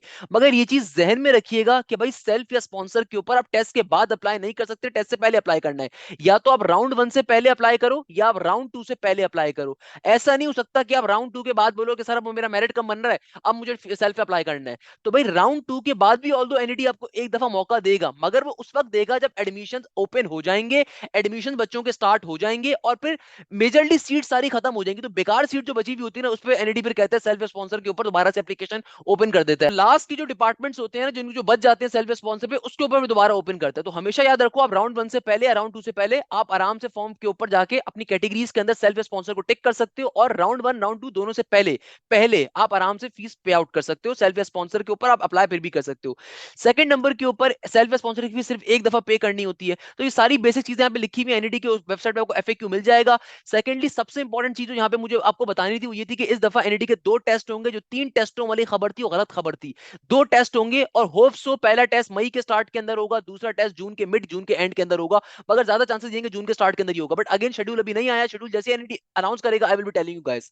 अब आती है सीट्स कैटेगरी के ऊपर कि सर इस दफा सीट्स क्या है, सर सीट्स को पढ़ते कैसे हैं, क्या तरीकेकार होता है। देखो सबसे पहले आपको अपनी कैटेगरी मालूम होनी चाहिए। याद रखिएगा एनईडी के अंदर जो आपको एडमिशन मिलेगा वो आपके डोमिसाइल के ऊपर नहीं मिलेगा, वो आपके इंटरमीडिएट के बोर्ड पे मिलेगा। यानी कि आपको जो भी फील्ड मिलेगी ना बेटा, वो आपके इंटरमीडिएट के बोर्ड पे मिलेगी। जो भी आपका सेकंड ईयर का इंटरमीडिएट का बोर्ड है, आपको उसके ऊपर सीट अलॉट होगी। फॉर एग्जाम्पल अगर आप कराची बोर्ड के ऊपर हो तो आप कराची बोर्ड की कैटेगरी को हमेशा देखोगे। अगर आप मीरपुर खास बोर्ड के हो मीरपुर खास, अगर आप आ खान बोर्ड हो आ खान बोर्ड, फेडरल बोर्ड हो फेडरल बोर्ड, अगर आप हैदराबाद बोर्ड हो हैदराबाद बोर्ड को देखोगे। इस दफा सबसे इंपॉर्टेंट काम जो एनईडी ने करा है ना भाई, वो क्या करा है कि एनईडी ने कराची बोर्ड की प्री इंजीनियरिंग की सीट्स कम कर दी हैं और प्री मेडिकल की सीट्स में इजाफा करा है। अच्छी बात है, कोई मसले की बात नहीं है भाई, कंपटीशन में इजाफा हो रहा है। तो वो जो कहते हैं ना भाई कि दूसरी प्राइवेट यूनिवर्सिटीज के अंदर तो 70 पे मिल जाती है, भाई एनईडी में 70% वाले को एडमिशन नहीं मिलता। अगर आपका मेरिट अच्छा होगा, यानी कि 70% है आपकी, मगर आपका मेरिट अच्छा होना चाहिए। अगर मेरिट अच्छा है तो आपको एडमिशन मिलेगा। सबसे पहले देखो इसको पढ़ते कैसे, इसको पढ़ा कैसे जाता है। अगर आप ऊपर देखो ना, यहाँ पे सीई लिखा हुआ है, सीई यूई लिखा हुआ है, पीई लिखा हुआ है, एमई लिखा हुआ है, टीई लिखा हुआ है। इसका मतलब क्या है, इसका मतलब समझते हैं। देखो इसका मतलब कहां पे आपको मिलेगा, अगर आप स्क्रॉल डाउन करोगे ना, यहाँ पे स्क्रॉल डाउन करने पे हर फील्ड की एब्रीविएशन लिखी हुई है। सीई कहते हैं सिविल इंजीनियरिंग को, सीई यूई कहते हैं civil engineering with specialization in the urban engineering. Then electronics engineering क्या है, इलेक्ट्रॉनिक्स आपके पास आ रही है ईएल। केमिकल इंजीनियरिंग क्या है, सीएच। तो आईआईटी ने यहाँ पे सारी बातें लिखी हुई है कि भाई कौन सी फील्ड को क्या कहा जाता है। अब जरा पहले इसको पढ़ना स्टार्ट करते हैं। ऑब्वियसली मैं आपको समझा देता हूँ पढ़ेगा कैसे जाता है। अच्छा, वो तमाम बच्चे जो जब से मेरे मुंह से लफ्ज सुन रहे होंगे बी एस सी एस, तो सर वो बी एस सी एस कहां पर है, इसका मतलब क्या है। सर वो एनईडी के अंदर क्या एआई डीएस या साइबर सिक्योरिटी नहीं है इस दफा। अगर आप पहली नजर में चार्ट को देखेंगे ना, आपको समझ में नहीं आएगा कि सर क्या डेटा साइंसेज एनईडी ऑफर नहीं कर रहा, सर क्या मुझे आर्टिफिशियल इंटेलिजेंस में जाना था या गेमिंग एनिमेशन में जाना था। तो याद रखिएगा एक बहुत इंपॉर्टेंट अनाउंसमेंट, वो तमाम स्टूडेंट्स जो एआई के अंदर या डेटा साइंसेस के अंदर या गेमिंग एनिमेशन में जाना चाह रहे थे ना, तो भाई एनईडी ने इस दफा अपनी 4 फील्ड्स को मर्ज कर दिया है। यानी कि जो पहले एनईडी ऑफर करता था बीसीआईटी को ऑफर करता था एनईडी, और एनईडी ने लास्ट दफा फिर ऑफर किया था सीएसएआई, फिर एनईडी ने ऑफर किया था साथ ही सीएससीवाईएस। इसका मतलब क्या पढ़ाता हूं, साथ ही ऑफर किया था सीएसडीएस। यानी कि एनईडी ने अब से अपनी 4 फील्ड्स को मर्ज करके एक ही बना दिया। क्या कहा एनईडी ने, आपको बताता हूं। एनईडी कह रहा है कि भाई बीसीआईटी के अंदर, आर्टिफिशियल इंटेलिजेंस के अंदर, साइबर सिक्योरिटी के अंदर या डीटी यानी कि डेटा साइंसेस के अंदर जो भी बच्चे अप्लाई करना चाहते हैं, भाई वो सिंपल सीएस के डोमेन में अप्लाई करेंगे। और सीएस के अंदर प्री मेडिकल का बच्चा भी अप्लाई कर सकता है, इंजीनियरिंग का बच्चा भी अप्लाई कर सकता है, साथ साथ स्टैट्स वाला बच्चा भी अप्लाई कर सकता है, हर बच्चा अप्लाई कर सकता है, यानी कि नॉर्मल है ना। तो भाई सीएस के अंदर आप अप्लाई करोगे, आपका अगर एनईडी के सीएस में एडमिशन हो जाता है, सीएस की बात करूं, सीआईएस की बात नहीं कर रहा, सीआईएस समथिंग डिफरेंट। तो जिसका सीएस में एडमिशन हो जाएगा वो एनईडी के अंदर फर्स्ट 1 साल पढ़ेगा। 1 साल पढ़ने के बाद, 1 साल पढ़ने के बाद जो भी अच्छी जीपीए होगी, उसकी अच्छी जीपीए की बेसिस के ऊपर, टॉप हाईएस्ट मेरिट के ऊपर उसको डेटा साइंसेस के अंदर, साइबर सिक्योरिटी के अंदर, एआई के अंदर, इन 3 स्पेशलाइज्ड फील्ड्स का ऑप्शन दिया जाएगा कि भाई जब उसने 1 साल अपना सीएस के अंदर वो कंप्लीट कर लेगा ना, तो जिसका ज्यादा अच्छा स्कोर होगा वो डिमांड करेगा सर मुझे डेटा साइंसेस में जाना है। तो जो आपकी फर्स्ट ईयर की जीपीए होगी, उस बेसिस के ऊपर आप इन 3 डिपार्टमेंट्स को फिर सेलेक्ट करोगे और इन 3 डिपार्टमेंट्स के अंदर जाके आप स्पेशलाइजेशन अपनी कर रहे होगे। यानी कि आर्टिफिशियल इंटेलिजेंस के अंदर, साइबर सिक्योरिटी के अंदर, डेटा साइंसेस के अंदर, सो ऑन। तो आपको स्टार्टिंग के अंदर नॉर्मल सीएस ही पढ़ना होगा, जो कि जाहिर सी बात है भाई, डेटा साइंसेस या आर्टिफिशियल इंटेलिजेंस को अलग चीज थोड़ी है, सीआईएस की सब डोमेन है, सीएस की सब डोमेन है। तो इसीलिए एनईडी कह रहा है कि भाई 1 साल आपको पहले सीएस पढ़ना होगा, और फिर जो भी जिस भी बच्चे की जो पहली अच्छी जीपीए होगी ना, वो अपने हिसाब से डिपार्टमेंट बताएगा कि सर मुझे एआई में जाना है, मुझे साइबर सिक्योरिटी में जाना है, मुझे डेटा साइंस में जाना है। तो उसके हिसाब से उसको मेरिट के हिसाब से प्रायोरिटी फील्ड मिल रही होगी। ये एनईडी ने कहां लिखा था, अगर आप एनईडी का वो प्रोस्पेक्टस पढ़ोगे ना जो 2024 एडमिशन वाला है, उसके ऊपर साफ तौर पे ये बात लिखी हुई है कि भाई artificial intelligence, cyber security, data science की स्पेशलाइजेशन ऑफर करी जाएगी सीएस के साथ ही, मगर on the basis of the first year merit, on the basis of the first year GPA merit. ये चीज ध्यान में रखिएगा। दूसरे नंबर के ऊपर अब सीट्स को पढ़ने का तरीकेकार क्या है, देखो इन सीट्स को कैसे पढ़ते हैं, सीट्स को पढ़ने का तरीका समझो भाई। ये मेरे पास फॉर एग्जांपल आ रही है सिविल इंजीनियरिंग, सी का मतलब क्या होता है, सिविल इंजीनियरिंग। अब देखो सिविल इंजीनियरिंग की कितनी फील्ड्स हैं, मुझे साफ तौर पे दिख रहा है कि भाई सीईई की सिविल इंजीनियरिंग की कराची बोर्ड के लिए, R1A का मतलब क्या, कराची बोर्ड। तो कराची बोर्ड के लिए कितनी सीट्स अवेलेबल है, 105 सीट्स अवेलेबल है। टोटल कराची बोर्ड की सीट्स कितनी है, 1415। अब देखो सिमिलरली अगर मुझे चेक करना है कि भाई सीटी, सीटी का मतलब क्या है, जल्दी से चेक करो यार सर, जहन में नहीं आ रहा सीटी किसे कहते हैं। जो था, जो सीएस था ना, सीएस कंप्यूटर साइंस, और जो प्री इंजीनियरिंग के बच्चे एडमिशन ले जाते हैं, भाई ये कौन सा डिपार्टमेंट है, सीटी। सीटी का मतलब क्या है, अगर आप स्क्रॉल डाउन करोगे सीटी का, देखो सीटी के मायने क्या है, सीटी का मतलब है कंप्यूटर साइंस, सीटी का मतलब क्या है, कंप्यूटर साइंस। तो याद रखिएगा एनईटी के अंदर सीएस का मतलब कंप्यूटर साइंस नहीं है, सीटी का मतलब कंप्यूटर साइंस, तभी इसके ऊपर डॉट बनाए हुए हैं। तो ये जो सीएस आ रहा है ना, सीएस आया है, कंफ्यूज मत हो जाइएगा। इस सीएस का मतलब है कंप्यूटर सिस्टम इंजीनियरिंग। भाई कंप्यूटर सिस्टम इंजीनियरिंग के अंदर इंजीनियरिंग वालों की ज्यादा सीट्स हैं, सही है ना, 68 सीट्स हैं कंप्यूटर सिस्टम इंजीनियरिंग के अंदर। अच्छा भाई इलेक्ट्रिकल इंजीनियरिंग में 125 सीट्स हैं, ऑटोमोटिव के अंदर 34 हैं, आईएम के अंदर 71 है, टेक्सटाइल इंजीनियरिंग के अंदर 42 है। मुझे तो एब्रीविएशन याद है, आप अपने पास उसके ऊपर मोबाइल के ऊपर पिक्चर खींच के साथ साथ सुन लो। भाई ईसी के अंदर कितनी है, ईसी का मतलब क्या है, ईसी होता है हमारे पास, अल्लाह भला करे, किसे कहते हैं, ईसी। भाई जल्दी से एब्रीविएशन देखो, ईसी कहते हैं इकोनॉमिक एंड फाइनेंस को, उसके ऊपर 45 सीट्स है। ईजी का मतलब क्या है, ईजी का मतलब है इंग्लिश लिंग्विस्टिक, उसके ऊपर आपके पास 6 सीट्स आ रही हैं। आर्किटेक्चर के अंदर 16 सीट्स हैं। तो ये कराची बोर्ड की तमाम डिपार्टमेंट वाइज सीट्स आ रही हैं। अब देखो यहाँ पे सीट्स की तादाद कम कर दी गई है, तो मेरिट नीचे नहीं आएगा, मेरिट ऊपर ही जाएगा या उतना ही रहेगा। मेरी last video NET detail guidance वाली वीडियो को देख लीजिएगा, लास्ट ईयर का मेरिट क्या था। वो बच्चे जो फरमाइश कर रहे थे ना सर वो फर्स्ट ईयर का रिजल्ट ऐसा आया वैसा आया, मेरिट तो नीचे आएगा। बेटा सीट्स यहाँ पे कम कर दी है, पहले 1495 सीट्स थी कराची बोर्ड की, अब 1415 सीट्स कर दी है। दूसरे बोर्ड्स को सीट्स में इजाफा किया गया, कराची बोर्ड की सीट्स को कम कर दिया गया है, जो कि एक अच्छा फैसला है। अब देखो कराची बोर्ड की अब सीट्स कम कर दी है, तो अब अकल से सोचो कि बेटा पाकिस्तान जैसे मुल्क में, कराची जैसे 4 करोड़ की आबादी के शहर में एक वाहिद इंजीनियरिंग यूनिवर्सिटी है जिसके अंदर सिर्फ 1415 सीट्स हैं तमाम इंजीनियरिंग डिपार्टमेंट्स के अंदर। आबादी कितनी है, 4 करोड़ की, तो 4 करोड़ बच्चा तुमसे कंपीट करेगा, जाहिर सी बात है टोटल बच्चा कितना होगा, 60,000 रुपए होगा, 60,000 होगा बच्चा, तो 60,000 बच्चा आपसे कंपीट कर रहा है, 30,000 बच्चा आपसे कंपीट कर रहा है, तो ऑब्वियसली मेरिट नीचे नहीं आता बेटा, हर आने वाले साल में मेरिट में इजाफा ही होगा। ये चीज ध्यान में रखिएगा। अब देखो इसी तरीके से, अब इसी तरीके से आपकी कोई भी फील्ड लेना सर्च कर सकते हो। फॉर एग्जाम्पल आप HSC pre medical Karachi board से, तो आपका कैटेगरी क्या है, R1B की कैटेगरी है। अब R1B कैटेगरी पे देखो क्या लिखा हुआ है, आपकी टोटल 93 सीट्स हैं। आपको देखो सीटी के अंदर 17 सीट्स अलॉट करी है, आपकी नंबर ऑफ सीट्स में इजाफा कर दिया है। पहले जो बच्चे रो रहे होते थे ना, सर हमारी तो सीएस में सिर्फ 3-4 सीट्स हैं, तो उसमें इजाफा हो गया। सिमिलरली देखो आपकी जो है ना जो सीएस है, सीआईएस जो कंप्यूटर सिस्टम इंजीनियरिंग कहलाती है, उसमें 6 सीट्स हैं। अच्छा एक चीज ध्यान में रखिए, कुछ बच्चे बड़े मासूम होते हैं, मुझसे आके कहते हैं सर मेरी अगर परसेंटेज ज्यादा हो मगर मुझे अगर प्री मेडिकल के ऊपर सीट ना मिल रही हो, तो क्या सर मुझे किसी और बोर्ड की सीट मिल जाएगी? नहीं बेटा, आपको किसी और बोर्ड की सीट नहीं मिलेगी। याद रखिएगा एनईडी के अंदर आपको हमेशा जो आपको एडमिशन मिलेगा आपके बोर्ड के हिसाब से मिलेगा। Always remember this thing, regular categories जितनी भी रेगुलर कैटेगरीज है ना, इनमें अप्लाई करने के लिए सिंध का डोमिसाइल होना कंपलसरी है। सिंध का डोमिसाइल होना कंपलसरी है अगर आप नॉर्मल कैटेगरी रेगुलर कैटेगरी पे अप्लाई करना चाहते हो, पहली चीज। दूसरे नंबर के ऊपर मगर एडमिशन आपको आपके बोर्ड के हिसाब से मिलेगा, कराची बोर्ड है, मीरपुर खास है, हैदराबाद है, क्या है। अच्छा सिमिलरली देखो आगे क्या आ रहा है, आगे हमारे पास आ रहा है कॉमर्स की कैटेगरी, कॉमर्स के बच्चों की 17 सीट्स हैं। और ये 17 सीट्स कहां कहां आ रही हैं, देखो 5 सीट्स हैं मैनेजमेंट साइंसेस के अंदर, मैनेजमेंट साइंसेस बहुत अच्छी फील्ड है by the way, not a bad one. Engineering के बच्चों को मैं रिकमेंड करता हूं कि भाई जिन बच्चों का शौक नहीं होता कंप्यूटर साइड का और वो आईएम वगैरह अच्छी फील्ड जो नहीं मिलती, तो मैं उन्हें कहता हूं एमजी में जाने का। MG is a very good field, it is a sub field of the IM as well, it is a very bright scope in supply chain sector, production sector. तो सप्लाई चेन वगैरह वाली side पे management engineering बहुत काम आती है, क्योंकि BBA के एडवांस फॉर्म में, भाई बीबीए की इतनी वर्थ नहीं होती, इतनी मैनेजमेंट साइंसेस की वर्थ होती है। खैर वापस आओ, इसी इकोनॉमिक एंड फाइनेंस है आपके पास, इसी तरीके से इंग्लिश लिंग्विस्टिक में सीट्स आ रही हैं, तो आपकी टोटल 17 सीट्स हैं। जिन बच्चों ने आर्ट से पढ़ा हुआ है उनकी सीट्स भी आ रही हैं कि भाई डेवलपमेंट स्टडी। अच्छा डीएस जो यहाँ पे लिखा हुआ है ना भाई, इसमें एक तो बच्चे कंफ्यूज होते हैं, डीएस का मतलब डेटा साइंस नहीं है, डेवलपमेंट स्टडीज है।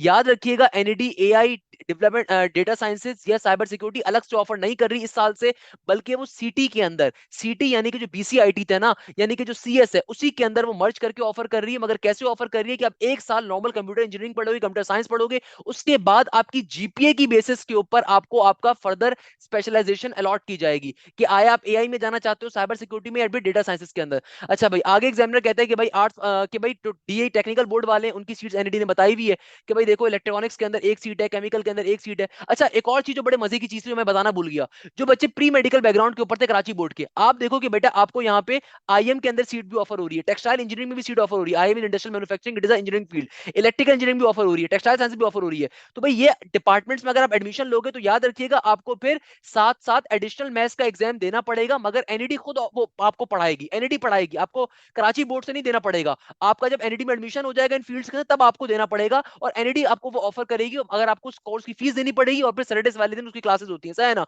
नॉर्मल बात है। अच्छा, जो बच्चे माजूर लोग हैं उनकी सीट्स 12 के करीब है तकरीबन, सही है ना, और उनकी फीस है, मगर ये आपको एफएक्यूज में जाके पढ़ लीजिएगा, आपको प्रॉपर सर्टिफिकेट देना है। रिलीजियस माइनॉरिटीज की सीट 37 सीट्स कर दी, ये एक अच्छा फैसला है कि इसकी सीट में इजाफा किया गया है। जो हमारी माइनॉरिटी कम्युनिटी है, इधर they are from the Hindu community, Sikhism, या कोई भी कम्युनिटी आ रही है उसके अंदर इजाफा किया, अच्छी बात है। इसी तरीके देखो हैदराबाद बोर्ड की सीट्स में इजाफा हुआ है, तकरीबन थोड़ा सा इजाफा हुआ है, 33 सीट्स हो गई है, पहले कम थी, तो 33 सीट्स का इजाफा, 33 सीट्स आ गई यहाँ पे। अब देखो जिन्होंने इंजीनियरिंग करी है, प्री मेडिकल करी, कंप्यूटर साइंस करी है, याद रखिएगा ये तीनों एक साथ ही कैटेगरी में डालते हैं लोग। तो भाई हैदराबाद बोर्ड की pre engineering, pre medical, computer science सबकी मिला के 33 सीट्स हैं। तो भाई जाहिर सी बात है एनईडी जो है कराची के अंदर, तो कराची बोर्ड के बच्चे को ज्यादा प्रेफर करती है, जिस तरह मेहरान इंटीग्रेशन के बच्चे को प्रेफर करती है, तो कराची के बोर्ड बच्चे को ज्यादा प्रेफर एनईडी करती है। तो भाई आपकी जो सीट डिस्ट्रीब्यूशन है ये लिखी हुई है कि सिविल में 3 है, आपके पास आईएम में एक एक आ रही है, मैं इसको ऊपर कर देता हूं आप देख सको, ताकि कि भाई देखो यहाँ पे फूड साइंसेज में आपकी कोई सीट नहीं है, कंप्यूटर के अंदर सिर्फ 2 सीट्स आपको दी गई हैं, आपको सीएस के अंदर सिर्फ एक सीट दी गई है, सॉफ्टवेयर इंजीनियरिंग एसई का है भाई, एसई ये रहा, तो एसई के अंदर भी आपको एक सीट दी गई, टोटल 4 सीट्स हैं आपके बोर्ड की, हैदराबाद बोर्ड की टोटल, जिसमें प्री इंजीनियरिंग भी है, प्री मेडिकल भी, कंप्यूटर साइंस भी है। इसका मतलब क्या है, देखो एक चीज ध्यान में रखिएगा, अगर आप कराची बोर्ड के अलावा किसी और बोर्ड से एनईडी में अप्लाई कर रहे हो, स्पेशली मीरपुर खास, हैदराबाद, सक्खल, लाड़काना, नवाबशाह, तो आपकी ना सिर्फ इंटर के अंदर परसेंटेज बहुत हाई होनी चाहिए 80 प्लस, बल्कि आपके टेस्ट का स्कोर भी 80 प्लस होना चाहिए, तभी आपको एडमिशन मिलेगा, वरना एडमिशन किसी नॉर्मल फील्ड में भी मिलेगा। ये चीज ध्यान में रखिएगा। और साथ साथ या तो अगर आप माइनॉरिटी हैं तो माइनॉरिटी कम्युनिटी पे अप्लाई कर दो, अगर आप माजूर हैं तो माजूर कम्युनिटी, बट बेटा माजूर होने का झूठ बोलोगे ना, वैसे एडमिशन कैंसिल हो जाएगा, सारे आपका मेडिकल टेस्ट लिया जा रहा होता है, सही है ना, तो झूठ नहीं बोलना।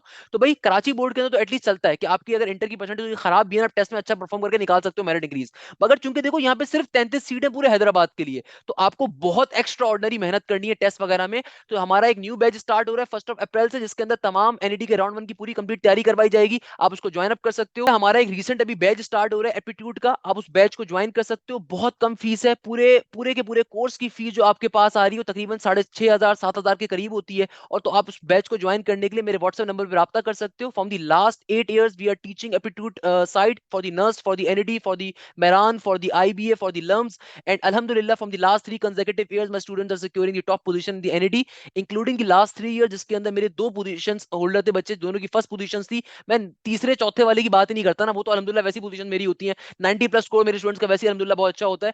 I am talking about the first position holder. तो भाई 2023 के अंदर अलीशा और समी शाकिर की थी, 2022 के अंदर जहरा बतूल की थी, और 2021 के अंदर तैयब एजाज की थी। 2020 के अंदर भी बाय द वे मेरी एक पोजीशन थी, और वो मास की थी, जो बच्चा कॉमर्स बैकग्राउंड के ऊपर था, और मैं फैमिली फ्रेंड्स, और उस बच्चे को मैंने तैयारी करवाई थी कॉमर्स बैकग्राउंड के ऊपर, खैर होता अब तो कॉमर्स वालों को मैं टाइम नहीं दे पा रहा होता, मगर उसकी बिजनेस मैथ्स थी, अकाउंट स्टैट्स वगैरह थी, उसने भी पोजीशन ली थी मैनेजमेंट साइंस के अंदर, आज बैठा हुआ एनईडी के अंदर। तो कहने का मकसद ये है कि भैया आप तैयारी करना चाहते हो, तैयारी कर सकते हो, इसमें आपका कंप्लीट सिलेबस कवर करवाया जाएगा राउंड 1 से पहले, प्लस आपका ये कोर्स राउंड 2 के लिए भी एलिजिबल होगा, आप राउंड 2 की भी तैयारी मेरे साथ ही करोगे, इसी फीस में सब शामिल होगा, आपको अलग से कोई पैसे नहीं देने। तो खुदा अपने माँ बाप के पैसे जाया मत करो किसी महंगे कोचिंग में जाके, महंगे कोचिंग सिर्फ लूटेगा आपको, आपका टाइम जाया करेगा, क्योंकि जाने आने के लिए आपको जितना टाइम जाया होगा आप उसको एक्सपेक्ट भी नहीं कर सकते। खैर वापस आते हैं, तो बेटा देखो मीरपुर खास बोर्ड के ऊपर कितनी सीट्स होती हैं, मीरपुर खास बोर्ड की टोटल सीट्स हमारे पास 40 आ रही हैं, 40 सीट्स हैं। तो अगर आप चेक करना चाहते हो कि भाई किस डिपार्टमेंट में कितनी सीट्स हैं, आप इसको पढ़ना सीख लो, मैं पढ़ना सिखा चुका हूँ। लेट्स सपोज मैकेनिकल के अंदर कितनी सीट्स आ रही हैं, 2 आ रही हैं, आईएम के अंदर एक सीट्स आ रही है, इलेक्ट्रिकल के अंदर 2 आ रही हैं, और सीटी के अंदर कितनी आ रही है, एक आ रही है, सही है ना। तो इस तरीके से आप देख सकते हो। इसी तरीके से सखर बोर्ड की सीट्स आ रही हैं, सखर बोर्ड की कितनी सीट्स आ रही हैं, सखर बोर्ड की 28 सीट्स हैं, लड़काना की 28 सीट्स हैं। तो आप इसको इस तरीके से पढ़ सकते हो, कोई मसले की बात नहीं, आप इसको नॉर्मल पढ़ सकते हो। और again pre engineering, pre medical, computer science, तीनों का मिला के, कॉमर्स वालों का भी मिला के, यानी कि सब कैटेगरीज का मिला के ये सीट्स है बेटा आप लोगों की, सही है ना। इसी तरीके से बेटा देखो नवाबशाह बोर्ड वालों की सीट आप पढ़ना चाहो बिल्कुल पढ़ सकते हो, तो आप इस तरीके से पढ़ लोगे, सही है ना। अच्छा, वो बच्चे जिन्होंने अपना प्री इंजीनियरिंग कंप्यूटर साइंस कहाँ से करा था? फेडरल बोर्ड से पढ़ा था। फेडरल बोर्ड के बच्चे नाराज हो जाते हैं, और हम हमारी बात नहीं करते, बट आपकी बात भी कर रहा हूँ। फेडरल बोर्ड की टोटल सीट्स कितनी है? 58 सीट्स हैं। तो आपकी अगेन देखो, आप इस चार्ट को तरीके से पढ़ लीजिएगा, किस डिपार्टमेंट में अभी कितनी सीट्स हैं। आपकी तकरीबन हर फील्ड के अंदर ही सीट्स आपकी अवेलेबल हैं, तो आप उसको पढ़ सकते हो। सिमिलरली आ खान बोर्ड वालों की 66 सीट्स हैं। तो याद रखिएगा कि यार, अगर आप आ खान के अंदर हो या फेडरल बोर्ड के ऊपर हो, तो आपकी एटलीस्ट जो इंटर की परसेंटेज होनी चाहिए ना, वो कितनी होनी चाहिए? At least 75 to 70। It's good to go, आपको इंशाल्लाह इजीली एडमिशन मिल जाएगा। मगर टेस्ट में अच्छा परफॉर्म करना है। देखो, आप किसी भी कैटेगरी पे अप्लाई कर रहे हो, test plays a crucial role. तो टेस्ट में अच्छा परफॉर्म करोगे तभी एडमिशन मिलेगा। इसी तरीके से देखो, आ खान बोर्ड की प्री मेडिकल वालों की सीट्स भी आ रही हैं। सही है ना? इसी तरीके से हमारे पास जयाउद्दीन बोर्ड की सीट्स आ रही हैं। जयाउद्दीन बोर्ड की सीट्स में इजाफा कर दिया। अब देखो, जयाउद्दीन बोर्ड को एक आध सीट इन्होंने दे दी है यहाँ पे सॉफ्टवेयर के अंदर, और सीएस में देखो दी है ना, सॉफ्टवेयर में नहीं दी, सीएस में दे दी है। तो भाई जयाउद्दीन बोर्ड वाले नाराज होते थे हमें सीट नहीं मिलती, क्योंकि बेटा जयाउद्दीन बोर्ड पूरे पाकिस्तान का सबसे बेकार तरीन बोर्ड है, जहाँ पे सबको पता है कि चीटिंग होती है, और बहुत ही कम सीट्स होती हैं। देखो, सीट्स जो डिस्ट्रीब्यूट की जाती है ना, इस बेसिस पे की जाती है कि भाई जो बच्चा पढ़ रहा है वो किस बोर्ड में पढ़ रहा है, उस बोर्ड की क्रेडिबिलिटी क्या है, और वहां से कितने बच्चे ग्रेजुएट होते हैं। सिंस कराची बोर्ड से बहुत सारे बच्चे ग्रेजुएट होते हैं, इसलिए ऑल्दो क्रेडिबिलिटी उसकी भी बेकार ही है, मगर वहां से चूंकि बच्चे ज्यादा ग्रेजुएट होते हैं, इसलिए उनकी नंबर ऑफ सीट ज्यादा है। जयाउद्दीन बोर्ड से कम होती है, इसलिए उसकी सीट्स कम है। आ खान बोर्ड या फेडरल से अगेन ज्यादा होते हैं, सीट ज्यादा है। नवाब शाह या मीरपुर खास या आपके पास सखर से कम बच्चे ग्रेजुएट होते हैं, तो उनके हिसाब से, रेशो के हिसाब से उनकी सीट्स आ रही होती है। सही है ना? तो इसी तरीके से अब देखो, हमारे पास नेक्स्ट पेज आ रहा है, इसमें ए लेवल्स के बच्चे आ गए भाई, हमारे ए लेवल्स के शागिर्द आ गए। तो ए लेवल्स की टोटल सीट्स कितनी है? 120 है। इसके अंदर आप देख सकते हो भी 10 सीट्स आपके पास सीएस में अवेलेबल है। सीएस के अंदर आपकी सीआईएस में सिर्फ 2 सीट्स अवेलेबल है इस दफा, ओके। और आपकी सॉफ्टवेयर के अंदर 7 सीट्स अवेलेबल हैं। और वो तमाम बच्चे जिन्होंने 12 ग्रेड इक्विवेलेंट कहीं और से पढ़ा है, यानी कि pre engineering pre medical computer science equivalent किसी और जगह से पढ़ा है, यानी कि ना वो ए लेवल्स में आते हैं, ना वो फेडरल बोर्ड में आते हैं, ना वो आखान बोर्ड में आते हैं, ना वो कराची बोर्ड में आते हैं, ना वो सक्कर मनावाशा इन बोर्ड्स में आते हैं। तो भाई उनकी सीट्स कितनी है? 21 से करीब है। तो आप मल्टीपल कैटेगरीज पे अप्लाई कर सकते हो। फॉर एग्जाम्पल, लेट सपोज आपने किसी ऐसे बोर्ड से पढ़ा है, तो आप मल्टीपल बोर्ड पे अप्लाई कर सकते हो, कोई मसले की बात नहीं है। सही है ना? अगर लेट सपोज आप फॉरन हो, आप फॉरन स्टूडेंट हो, आप बाहर रहते थे, आपने बाहर के किसी बोर्ड से पढ़ा है, तो आप यहाँ पे आके R4C कैटेगरी पे अप्लाई कर सकते हो। अगर आपका डोमिसाइल सिंध का है, तो आर कैटेगरी में अप्लाई सिर्फ सिंध का डोमिसाइल होल्डर कर सकता है। सिमिलरली आप इस कैटेगरी पे अप्लाई कर सकते हो R5 के ऊपर, तो R5 पे भी ये लिखा हुआ है। सिमिलरली जो ए लेवल्स प्री मेडिकल के बच्चे हैं, उनकी सीट्स 30 के करीब कर दी गई हैं। ए लेवल्स कॉमर्स के बच्चों की 4 सीट्स हैं, ए लेवल्स आर्ट्स के बच्चों की 2 सीट्स हैं। सिमिलरली जिन बच्चों ने pre engineering pre medical computer science किसी और बोर्ड से करा है, जिसमें ना कराची बोर्ड आता है, आ खान बोर्ड आता है, ना मीरपुर खास आता है, ना सखर आता है, ना लड़काना आता है, नवाब शाह आता है, ना जलाउद्दीन बोर्ड आता है। जैसे बेनजीराबाद था एक जगह, बेनजीराबाद के बच्चे मेरे पास आके अक्सर कहते थे हम कैसे अप्लाई करें, तो भाई आप R5 की कैटेगरी पे अप्लाई करोगे। कि आपका अगर ऐसा बोर्ड आ रहा है जो इन 6-7 कैटेगरीज में अप्लाई नहीं हो कर सकते आप, इन 6-7 कैटेगरीज के अंदर आप नहीं शामिल हो, ए लेवल्स आपने नहीं करा हुआ, आपने मीरपुर खास कराची आखान फेडरल बोर्ड नहीं पढ़ा हुआ, तो फिर आप इस कैटेगरी पे अप्लाई कर दो। सही है ना? सिमिलरली जो बच्चे रूरल एरियाज से बिलोंग करते हैं ना, रूरल एरियाज का मतलब क्या है? जो कराची के देही इलाकों से बिलोंग करते हैं। आप लियाड़ी के किसी गांव में रहते हो, आप कच्ची बस्ती में रहते हो, आप अवान बस्ती में रहते हो, आप औरंगी टाउन से आगे किसी बस्ती में रहते हो, भाई याद रखिएगा, औरंगी औरंगी है ना, ये रूरल एरियाज में नहीं आते। आप चाहो तो अप्लाई कर दो, बट अगेन आपको डोमिसाइल वो चेक करके खुद ही आपको कैंसिल आउट कर देंगे वहां से। अगर आपकी गलत कैटेगरी सेलेक्ट करी होगी, उसको रीचेक करते हैं, चेक करने का खुद ही कैंसिल आउट हो जाता है, सही है ना?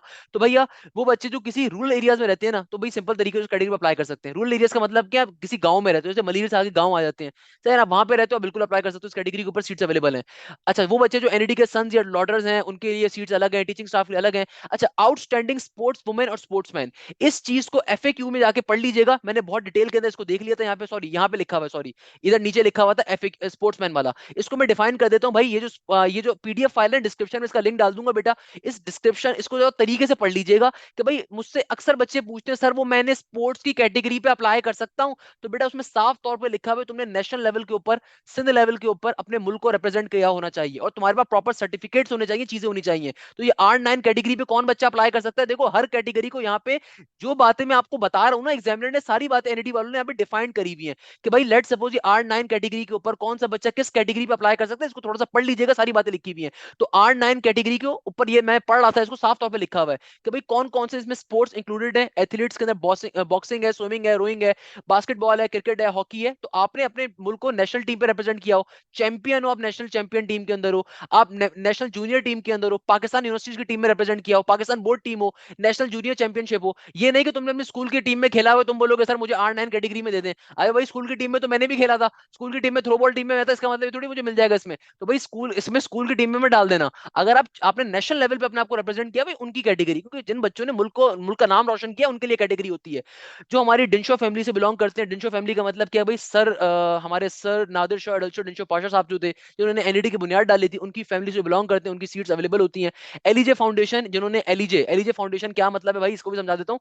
एनईडी को एक फाउंडेशन थी, एक फैमिली थी जिसने अपना पूरा का पूरा एक बहुत बड़ी जमीन दे दी थी, डोनेट कर दी थी, दैट इज एलिजे कैंपस आज, जहां पे बायोमेडिकल इंजीनियरिंग होती है। तो बायोमेडिकल इंजीनियरिंग कहां पर होती है, एलिजे कैंपस के अंदर होती है। तो उस कैंपस का एलिजे कैंपस एलिजे फाउंडेशन ने दिया था, उनकी याद के अंदर एनईडी ने आज तक उनकी सीट्स को रखा हुआ है कि भाई इन बच्चों, अगर ये बच्चे आएंगे तो अगेन टेस्ट क्लियर करना पड़ेगा इन्हें भी, मगर सीट्स इन्हें मिलेंगी प्रायोरिटी बेसिस के ऊपर। Similarly UT Lahore, UT Peshawar, अगर आपने टेस्ट ईकेट क्लियर करा हुआ है, ईकेट अच्छा स्कोर है आपका, तो आप नॉमिनेशन अपने आपको दिलवा सकते हो यूटी साइड से, उनके एडमिशन डिपार्टमेंट से आप एक नॉमिनेशन पेपर लोगे और सबमिट करवाओगे। गवर्नमेंट ऑफ बलूचिस्तान के जो नॉमिनेट्स होते हैं बेटा, इसका एक टेस्ट होता है। गवर्नमेंट ऑफ कश्मीर के अंदर गिलगित बल्तिस्तान का नॉमिनेट फाटा का। तो भाई अगर आप R12 B, R12C, R12D पे अप्लाई कर रहे हो तो इसका एक टेस्ट होता है, सही है ना। तो आप या तो उसके जो डिपार्टमेंट ऑफ एजुकेशन है बलूचिस्तान का, फाटा का, कश्मीर का, गिलगित बल्तिस्तान का, या आपके पास पंजाब का, सही है ना, तो आप वहां से जाके उनसे बात करते हो और उसके बाद पर्टिकुलरली आप इस कैटेगरी पे अप्लाई कर सकते हो, अगर आप वहां पे रहते हो, उस सूरत में अगर आपने वहां से पढ़ा हुआ है। Similarly nominees of ministry of education government of Pakistan, Indian occupied Kashmir की भी 5 सीट्स है माशाल्लाह से। मुझे आइडिया नहीं कि इंडियन ऑक्युपाइड कश्मीर में कौन आके पढ़ रहा है, बट अगर आपके पास वहां का डोमिसाइल है या पर्टिकुलरली वहां से पढ़ा हुआ है, आपका बोर्ड था, तो आप उसमें अप्लाई कर सकते हो। यहाँ पे वैसे उन्होंने डिफाइन करा हुआ होगा, R12 को लोगों ने डिफाइन करा हुआ होगा कि भाई कोई बच्चा उसमें क्या कौन आ रहा है, कि भाई nominees of Gilgit Baltistan Kashmir northern affair, इसमें लिखा हुआ है इन लोगों ने कि भाई ये जो बच्चा आ रहा है ना, वो बच्चा जिसके बारे में गवर्नमेंट ऑफ पाकिस्तान समरी उसकी फॉरवर्ड करेगी, उस बच्चे को एडमिशन दे रहे होंगे, लिखा हुआ है उन्होंने। तो ऑब्वियसली फिर वो आपको गवर्नमेंट से एक एनओसी लेना पड़ेगा एंड सो ऑन। तो खैर वापस आते हैं, तो ये तो हमारे पास सिंपल आर कैटेगरीज आ गई। अब वो बच्चे जो परेशान होंगे ना सेल्फ के ऊपर, तो भाई सेल्फ की कैटेगरी भी समझ लो। तो भाई सेल्फ की कैटेगरी के ऊपर अगेन देखो, फील्ड वैसी पढ़नी है हमने, फील्ड पढ़ना है सेम ही चीज ही है कि कराची बोर्ड की SF1A कहलाएगा। तो कराची बोर्ड की SF1A के ऊपर कितनी सीट्स हैं, देखो सिंपल में पढ़ना सीखो इसको, Karachi board pre engineering computer science, उसकी 178 सीट्स है सेल्फ के ऊपर। तो भाई सेल्फ के ऊपर भी अप्लाई करिएगा, स्पॉन्सर भी कर दीजिएगा अगर आप अप्लाई कर ही रहे हैं। तो भाई उसके अंदर देखो सीटी के अंदर यानी कि सीएस के अंदर 18 सीट्स हैं, सीएस के अंदर आपके पास 15 सीट्स हैं, और सॉफ्टवेयर इंजीनियरिंग के अंदर 7 सीट्स हैं, आईएम के अंदर 16 हैं, मैकेनिकल के अंदर 35 हैं। इस तरीके से हर डिपार्टमेंट की सीट डिफाइन करी हुई है। जो बच्चे प्री मेडिकल बैकग्राउंड पे बिलोंग करते हैं तो उनके लिए देखो 37 सीट्स इस दफा रखी गई हैं। अगेन सीटी के अंदर 8 हैं, सॉफ्टवेयर के अंदर 4 हैं, और इलेक्ट्रिकल में 1 है, टेक्सटाइल में 4 हैं, और आपके पास आईएम में कोई नहीं है। सीएस के अंदर भी 4 सीट्स हैं, सही है ना। सिमिलरली हैदराबाद बोर्ड के बच्चों की सीट्स जो सेल्फ के ऊपर हैं वो इतनी सीट्स आ रही हैं, 18 सीट्स आ रही हैं। जो आपके पास मीरपुर खास बोर्ड आ रहा है इसकी 14 सीट्स आ रही हैं। जो आपके पास सखर बोर्ड आ रहा है इसकी भी 14 है। जो लाड़काना बोर्ड है इसकी 8 है। आप सिंपल इसको पढ़ सकते हो। सिमिलरली वो तमाम बच्चे जिन्होंने फेडरल बोर्ड से पढ़ा है, फेडरल बोर्ड से पढ़ने वालों की टोटल 19 सीट्स हैं सेल्फ के ऊपर, तो SF3 आपकी कैटेगरी होगी। तो वो बच्चे जो मुझसे पूछ रहे हैं सर फॉर्म फिल करते हुए कैटेगरी का अंदाजा कैसे लगाएंगे, तो भाई ये सीट डिस्ट्रीब्यूशन चार्ट आपने अपनी कैटेगरी को देखना है। सिमिलरली जो बच्चे जयाउद्दीन बोर्ड के ऊपर, उनकी 3 सीट्स हैं सेल्फ के ऊपर, और वो तीनों सीट्स माशाल्लाह से एक टेक्सटाइल के अंदर है, एक सीएस में दी हुई है, एक सीएस में दी है, और एक टेक्सटाइल इंजीनियरिंग में दी है। और जयाउद्दीन मैंने आपको बताया भी उसकी वर्थ नहीं है, जयाउद्दीन की बिल्कुल वर्थ नहीं है। बच्चा जयाउद्दीन में जाता है इसलिए कि भाई इंटर बोर्ड कराची से भाग के जाता है 2 साल के पेपर एक साथ देने के लिए, तो जयाउद्दीन बोर्ड की सीट्स कम रखी जाती हैं। आ खान बोर्ड की 24 सीट्स हैं, it is a good board, और आ खान बोर्ड वाले बड़े इंटेलिजेंट बच्चे होते हैं, मैंने बड़ा साथ उनके पढ़ा है अल्हम्दुलिल्लाह। तो आ खान बोर्ड वाले तो नो डाउट बड़े जो शागिर्द जो मेरे होते हैं उनके कॉन्सेप्ट्स A लेवल तो आ खान बोर्ड के बड़े क्लियर होते हैं। अच्छा भाई, तो आप हमारे पास कौन सी सीट्स आ रही है इसके अंदर, 7 आ रही हैं सीटी के अंदर यानी कि सीएस के अंदर आ रही हैं। फिर केमिकल इंजीनियरिंग में 3 आ रही हैं, इलेक्ट्रिकल में 4 आ रही हैं, मैकेनिकल में 4 आ रही हैं, आईएम के अंदर इस दफा 1 सीट दी हुई है। फिर वो तमाम बच्चे जो A लेवल्स बाहर के इंस्टीट्यूट सॉरी पाकिस्तान से लोकेट कर रहे हैं, उनका इंस्टीट्यूट पाकिस्तान, उनकी 77 सीट्स हैं, उनकी सारी सीट्स कैटेगरी लिखी हुई है। अच्छा भाई, वो तमाम बच्चे जिनका 12 grade other institute located Pakistan, यानी कि इन तमाम बोर्ड्स के अलावा किसी और इंस्टीट्यूट से पढ़ा, यानी कि अगर लेट सपोज आपने भावलपुर बोर्ड से पढ़ा है, किसी और बोर्ड से पढ़ा है, तो उसके लिए भी उन्होंने यहाँ पे लिखा हुआ है। सिमिलरली उन्होंने तमाम बातें यहाँ पे हम लोगों ने डिस्क्राइब करी हुई है कि भाई A लेवल्स अगर प्री मेडिकल उन्होंने आउटसाइड ऑफ पाकिस्तान के अगर आप स्टूडेंट हो, यानी कि A लेवल्स अपने पाकिस्तान से बाहर किया, तो आपकी सीट्स ये आ रही हैं। तो मैं पूरी चीज मैंने डिस्क्रिप्शन में डाल दूंगा, तो डाउनलोड करके आप आराम से पढ़ लीजिएगा, आपके हिसाब से हो जाएगा, सही है ना। ये तमाम बातें लिखी हुई हैं। अच्छा, SF11 के ऊपर हर तरह का बच्चा अप्लाई कर सकता है। वो तमाम बच्चे जिनका डोमिसाइल सिंध का नहीं भी होता वो भी SF11 पे कर सकते हैं। बाकी जितनी सीट्स होती है ना, आप उनको देख सकते हो कि भाई उनके लिए डोमिसाइल सिंध का होना कंपलसरी है। SF11 एक ऐसी कैटेगरी होती है कि भाई अगर आपके पास डोमिसाइल सिंध का नहीं भी है ना, हर कैटेगरी का बच्चा इस पे अप्लाई कर सकते हैं। स्पॉन्सर कहलाता है। स्पॉन्सर के ऊपर फीस कितनी है, 10.5 लाख रुपए। तो भाई इसके ऊपर 164 फील्ड्स हैं। अच्छा भाई, तो देखो इन्होंने स्पॉन्सर के ऊपर सीट्स कितनी रखी है, 164 सीट स्पॉन्सर पे रखी है, 164 सीट्स। इसका मतलब क्या है कि भाई सीटी के ऊपर देखो, सीटी के ऊपर 82 सीट्स रखी है, यानी कि सीएस के ऊपर जिसके अंदर AIDS डेटा साइंसेज और आपके पास साइबर सिक्योरिटी है, उसमें 82 सीट्स। जाहिर सी बात है रेगुलर कैटेगरी सीट्स कम करके उन्होंने स्पॉन्सर में इजाफा करा, उसके पीछे सिंपल लॉजिक है, है, वो भी अपना बिजनेस करने के लिए बैठे हैं, तो जाहिर सी बात है भाई उन्होंने बोला कि स्पॉन्सर के बच्चे को ज्यादा प्रेफर किया जाएगा, ज्यादा फीस मिलेगी, नॉर्मल सी चीज है। सिमिलरली सॉफ्टवेयर इंजीनियरिंग में 15 सीट्स रखी हैं, इन्होंने सीएस के अंदर, यहाँ पे देखो सीआईएस के अंदर जो कंप्यूटर इंजीनियरिंग के 20 सीट्स हैं। अच्छा भाई आईएम के अंदर स्पॉन्सर की सीट उन्होंने खत्म कर दी। अच्छा टेक्सटाइल के अंदर 15 रखी हैं, और आपके पास सिविल इंजीनियरिंग में 17 रखी हैं। अच्छा भाई केमिकल के अंदर जीरो कर दी इन लोगों ने, वरना केमिकल के ऊपर स्पॉन्सर पे सीट होती थी। अच्छा इलेक्ट्रिकल के अंदर इन लोगों ने 15 कर दी है, तो भाई ऑब्वियसली सी बात है, they are doing the business there, तो जाहिर सी बात है उन्होंने अपनी सीट्स का इजाफा किया, यहाँ पे कोई मसले की बात नहीं है। उन्होंने क्या करा भाई, अपनी सीट्स का यहाँ पे इजाफा करे, तो 164 सीट जो लेकर जो मेजॉरिटी सीट्स कंप्यूटर साइंस की अब कर दी गई है, कोई मसले की बात नहीं। स्पॉन्सर के ऊपर अप्लाई कर रहे हो तो ऑब्वियसली मेरिट थोड़ा कम होगा, मगर साफ तौर पे अब मुझे ये चीज दिख रही है और I can predict this particular thing. आज 26 मार्च को प्रिडिक्ट कर सकता हूँ कि बेटा स्पॉन्सर के ऊपर ही मेरिट इंक्रीज होगा। उसके पीछे रीजन ये है कि भाई अगर 10 लाख रुपए आपकी फैमिली अफोर्ड कर सकती है ना, 10 लाख रुपए किसी और की फैमिली भी अफोर्ड इजीली कर सकती है। तो चूंकि अब इन्होंने स्पॉन्सर पे सीट ज्यादा कर दी है, तो जाहिर सी बात है जो नॉर्मल कैटेगरीज का मेरिट होगा वो या तो उतना ही रहेगा या उससे इजाफा होगा। तो जितने भी कंप्यूटर फील्ड्स होंगे ना, मैं एक बात आपको बहुत कैटेगोरिकली बता देता हूँ कि बेटा जितने भी कंप्यूटर फील्ड्स होंगी उन सबका मेरिट 80 प्लस आराम से जाएगा। जितनी भी सेल्फ फाइनेंस की फील्ड कंप्यूटर की फील्ड्स होंगी उनका मेरिट 75 प्लस ही होगा, इससे कम नहीं जाएगा। और जितनी भी स्पॉन्सर की सीट्स होंगी ना, इसके अंदर मेरिट तकरीबन 70 तक जा सकते हैं, मगर अगेन ये भी बहुत रेयर चांसेस है 70 जा रहा होगा। तो आपने टेस्ट बड़ा मैटर करता है, अगेन मैं रिक्वेस्ट करूंगा बेटा टेस्ट के ऊपर फोकस करो, test matters the lot here. तो भाई यहाँ पे देखो सारी चीजें लिखी हुई है, मैं डिस्क्रिप्शन में पूरी पीडीएफ फाइल डाल दूंगा, आप इसको आराम से बैठ के गो थ्रू कर सकते हैं, इसको आप आराम से बैठ के कवर अप कर सकते हैं। इसमें सारी बातें लिखी हुई है कि नंबर ऑफ सीट्स किसकी हैं, क्या है, कौन सी फील्ड किसको मिल सकती है, थोड़ी सी इंग्लिश में लिखा हुआ है, इंग्लिश बेसिक पढ़ सकते हो। मैंने तमाम ऑल दो बातें जितनी इंपॉर्टेंट चीजें थी सारी मैंने यहाँ पे कवर करवा दी, मगर आपको किसी भी फील्ड को समझना हो तो आप उसको डिटेल में यहाँ से बैठ के देख सकते हो। मोस्ट इंपॉर्टेंट चीज बेटा, एनईडी राउंड 1 की बैच मेरा स्टार्ट हो रहा है, इस बैच के अंदर राउंड 2 की तैयारी भी करवाई जाएगी, राउंड 1 की तैयारी भी करवाई जाएगी, प्लस नस्ट की, फास्ट की, आईबीएससीएस की तैयारी भी करवाई जाएगी। देखो कंपटीशन इस दफा बहुत मिलेगा आपको एनईडी को। इस बैच में एनरोल होने के लिए सिंपल व्हाट्सएप नंबर गिवन है, उसमें मैसेज कर सकते हैं मुझे। उसके बाद नहीं तो आप मेरी यूट्यूब पेज अगर जाएंगे ना, तो वहां भी मैंने कंप्लीट बैच के हवाले से वीडियो डाली हुई है, उस वीडियो को लाजमी देख लीजिएगा, उसमें तमाम बातें लिखी हुई है। हम ईच एंड एवरी सब्जेक्ट आपको पढ़ा रहे होंगे, आपको फिजिक्स भी, केमिस्ट्री भी, मैथ्स भी, इंग्लिश भी, बायो भी, आईक्यू भी। अगर आप फास्ट की तैयारी करें तो आईक्यू भी आपको पढ़ाई जाएगी। अगर आप एनईटी की तैयारी करें प्री मेडिकल बैकग्राउंड के ऊपर तो बेटा आपको बायोलॉजी भी पढ़ाई जाएगी। अगर आप सिंपल तरीके से एनईटी की तैयारी करें और कंप्यूटर साइंस का, आपको कंप्यूटर का कोर्स भी पढ़ाया जाएगा। तो भाई आपके तमाम सब्जेक्ट्स कवर करवाए जाएंगे, और इस 7,000 रुपीज के अंदर आपकी कंप्लीट तैयारी होगी। Each and everything will be covered here, each and everything will be covered here, each and everything will be multiple time revision उसका किया जाएगा, मल्टीपल टेस्टिंग होती है मेरा बेटा हमारी। आपके हर सब्जेक्ट के टेस्ट होंगे। वो कुछ बच्चे परेशान होते हैं सर कि हमारा कोर्स कवर हो जाएगा, बेटा ना सिर्फ कोर्स कवर होगा बल्कि मल्टीपल टाइम रिवाइज होगा। एनईटी के पास पेपर्स को डिस्कस किया जाता है, यहाँ पे फास्ट के पास पेपर्स को हम नस के पास पेपर डिस्कस कर रहे होते हैं, साथ साथ आपके मल्टीपल टेस्ट होते हैं, ग्रैंड टेस्ट होते हैं। Each and everything is covered, and what I have done till now, उसके लिए सिंपल तरीके से बेटा अल्हम्दुलिल्लाह 2023 के अंदर 42 पोजीशन थी मेरे स्टूडेंट्स की, जो मेरे बैचेस के अंदर थे। मैं इसके अंदर यूट्यूब के बच्चों को काउंट नहीं करता, मेरे यूट्यूब के बच्चे बेतहाशा होंगे उसके अलावा भी। ना सिर्फ ये बल्कि लास्ट 3 कंसेक्यूटिव ईयर्स के अंदर मेरी पोजीशन थी, उसमें Zahra Batool one of my favourite student, Sami Shakir one of my brilliant guy, one of my favourite student, Alisha 2023 के अंदर गैप ईयर की लड़की थी, बेचारी गैप ईयर की लड़की थी, एक महंगे कोचिंग के अंदर 60,000 रुपए जाया देकर आई थी। अगर आप मैथमेटिक्स में हाशिम जाके मेरे फेसबुक पेज के ऊपर जाओ, मैंने इसकी स्टोरी पूरी शेयर करी है इस लड़की की बेचारी की। ये 2022 के अंदर इसने अपना एनईटी में एडमिशन ले लिया था, एक महंगे कोचिंग में पढ़ती थी, 60,000 रुपए जाके जाया किए थे। उसके बाद ये वापस आई थी और उसने कहा था कि सर मैं बैठ के, फिर मैंने तरीके से बैठ के आपसे तैयारी स्टार्ट करी है, और उसके बाद फिर इसकी अल्हम्दुलिल्लाह एनईटी में पहली पोजीशन थी। ये गैप ईयर स्टूडेंट थी, she was not even the merit based student, तो ये इसने गैप लिया था, और गैप लेने के बाद अल्लाह की मर्जी वो तरीके से पढ़ाई करी थी, फर्स्ट पोजीशन थी इसकी 2023 के अंदर। Tayyab Bajaj one of my another favourite student, इन्होंने 2021 में मुझसे पढ़ा था, और इनकी भी 2021 में पोजीशन थी अल्हम्दुलिल्लाह। तो भाई एनईटी के लास्ट 3 इयर्स के अंदर 976 स्टूडेंट्स को मैंने एडमिशन करवाया था, सिर्फ 2023 के अंदर 976 स्टूडेंट्स को, it is a huge amount of students. 821 student का 2022 में करवाया था, 2021 के अंदर 758 का करवाया था। तो मेरे 3 इयर्स का प्रोग्रेस ये बेटा, इस कॉस्ट के ऊपर 7,000 रुपीज की कॉस्ट के ऊपर आपको पाकिस्तान का कोई इंस्टीट्यूट, कोई तालीमी इदारा आपको एडमिशन नहीं करवा के दे सकता, इतनी गारंटी मैं आपको दूंगा इंशाअल्लाह। सेकंड नंबर जो इंस्टीट्यूट आपसे कहता है ना उसकी टॉप 20 पोजीशन थी, बेटा वो झूठ बोल रहा है आपसे, उसके पीछे लॉजिक है। यार 60,000 रुपए देने के बाद या 54,000 रुपीज देने के बाद अगर वो पोजीशन लेकर आ रहे हैं तो वो फायदा नहीं है उसका, याद रखिएगा, मेरी ये बात सुना दीजिएगा। तो ये मेरे स्टूडेंट्स के यहाँ पे रिजल्ट कार्ड है, आपको डिस्क्रिप्शन को पूरी फाइल मिल जाएगी। तो भाई आयशा मंसूर थी, रिदा कासमी थी। तो भाई आपकी ये जो बैच होगा, इस बैच में आपकी पर्टिकुलरली दोनों उसकी तैयारी करवाई जाएगी। अच्छा डिस्क्रिप्शन के अंदर मैं तमाम एनईटी के पास पेपर्स फ्री ऑफ कॉस्ट डाल दूंगा।